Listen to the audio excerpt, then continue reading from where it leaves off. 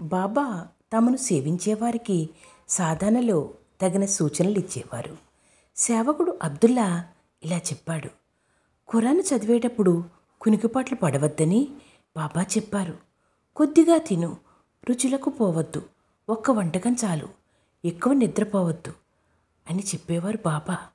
నేను ఒక రాత్రి ప్రార్థన చేస్తూ అరచేతుల్లో ముఖముంచుకొని కునుకు తీశాను. అప్పుడు సాయి, చంద్రుణ్ణి చూడ ఎత్తునిస్తున్నావా ఏమి అన్నారు. నేను కొద్దిసేపటికి మళ్ళీ నిద్ర తూగి ఆయన మీద పడ్డాను. ఆయన ప్రేమతో నా పాదాలు తట్టి లేపారు.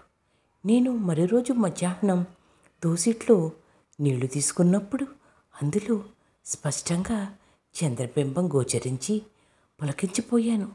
ఆ దర్శనం ప్రసాదించబోతామని ఆయన నాకు ముందుగా తెలియజేశారు. నేను సాయి లీలలే కాకుండా నేను రాసిన కథలు, ఇతరులు రాసిన కథలు కూడా చదువుతాను. మీరు వినాలనుకుంటే డిస్క్రిప్షన్లో లింకు పెడతాను, వినండి.